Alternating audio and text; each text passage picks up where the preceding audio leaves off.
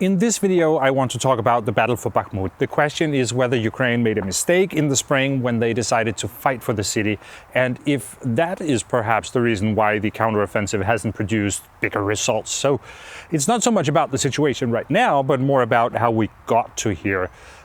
It's really a response to something that Michael Kofman has been saying lately, so I guess it's a kind of reaction video. I don't usually do reaction videos, but I think this topic is important. So here we go.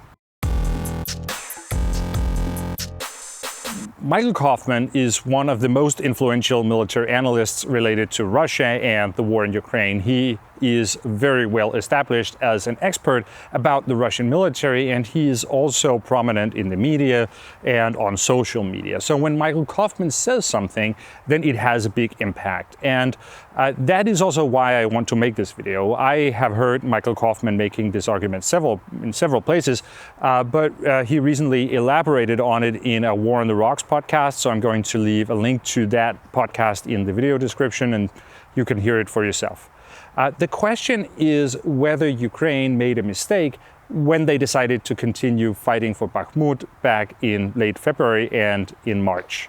At that time, the Wagner soldiers were close to encircling the city, and it looked like Ukraine was going to withdraw. But then Zelensky made a decision to keep fighting for the city, and that meant that we had about 3 months of very hard fighting, like mostly urban fighting, before Wagner finally captured the city in the end of May. What Michael Kofman is saying is that this was a mistake because staying in Bakhmut undermined the Ukrainian preparations for the counteroffensive.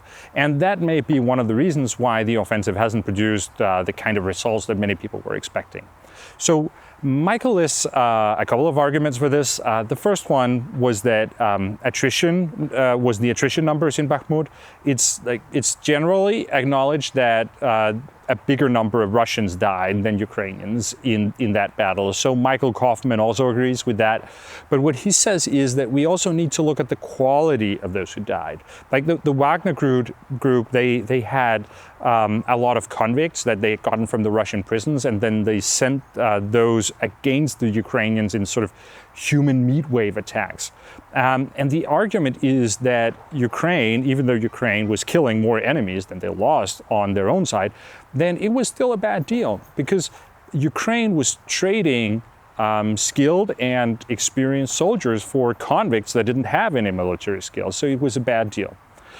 Michael's second argument is that it was pointless to keep defending Bakhmut because it was clear that Russia did not have the strength to continue beyond, like the offensive beyond Bakhmut anyways. So some people were at the time saying that if Ukraine stopped fighting for Bakhmut, then Russia would just move on to destroying the next city. But Michael says that this was wrong.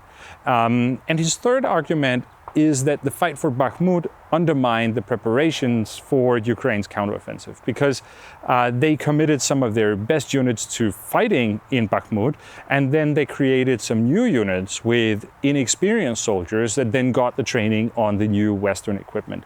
And Michael makes the argument that this lack of experience has been one of the reasons why the counteroffensive hasn't produced better results.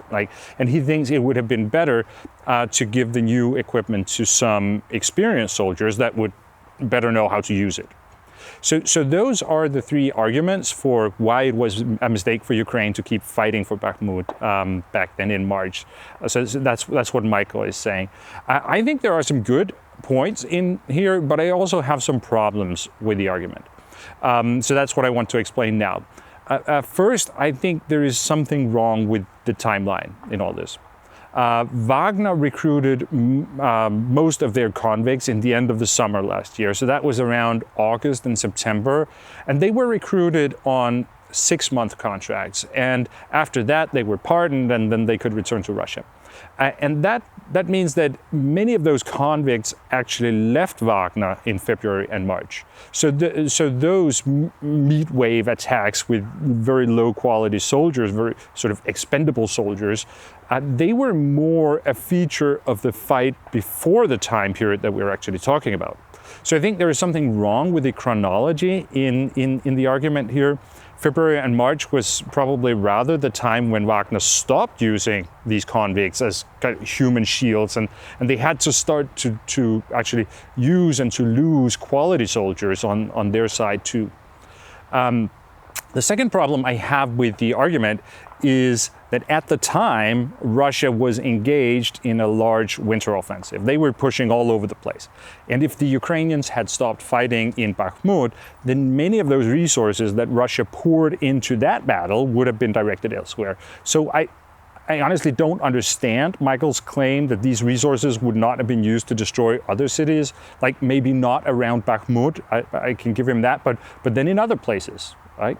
And then the third thing I would say is that I think we also need to remember that the results that actually were achieved in Bakhmut, like I think a very good argument can be made that Ukraine essentially eliminated Wagner in Bakhmut. Like Wagner is no longer fighting for Russia in Ukraine. They have some activities in Africa, and they're doing some things in Belarus, like I talked about that in a recent video, but they're not actually an actor in Ukraine anymore. Wagner was one of the most capable Russian units in the whole theater, and it is without a question better for Ukraine that they're gone, right? So I think that if Ukraine had not fought Wagner in Bakhmut, then there is a big chance that Wagner would still be in Ukraine, because Wagner was actually doing pretty well back in February. Like if Ukraine had given Wagner that victory in Bakhmut, then it would have shown Putin that if he just gives Wagner more resources, then they can deliver results. Like it would essentially have been a proof of concept for the meat wave attacks, and it seems logical that Wagner would have been allowed to recruit more prisoners, to do more of that elsewhere, right? But instead, Ukraine created the conditions that led to Wagner being worn down and ultimately conducting a mutiny against Moscow. So those are my objections to Michael Kofman's argument about Bakhmut. I think he has some good points, but I think he also overlooks some quite important things, and especially I think the battle was worth it if it meant that Ukraine got rid of Wagner. The last thing I just want to mention is that we should also remember that academia is a very competitive space. Like there are many personal rivalries going on, and I think maybe there can be a little bit of that also going on here too when Michael Kofman says what he does. The two most prominent American analysts of the war in Ukraine have probably been Michael Kofman and Philip O'Brien, and they have let's say they have a complicated relationship with each other. The competition there is pretty intense. And already at the time, back in March, they had very different views on Bakhmut. Like Philip O'Brien supported the decision to fight for Bakhmut, and Michael Kofman was against it. And now there is a discussion between them about who was right. And they both claim that the current situation clearly shows that they were right. Like, I'm not saying that what they're saying is not good analysis, but it's just worth keeping in mind that there is also this academic competition going on with the discussion about Bakhmut. And I think it would be very hard for either of these two gentlemen to acknowledge that the other one was right. Okay, I think this is it for this reaction video. If you found the video interesting, please give it a like, and also remember to subscribe to the channel and click the bell icon to get notifications when I upload new videos. Thank you very much for watching, and I will see you again next time.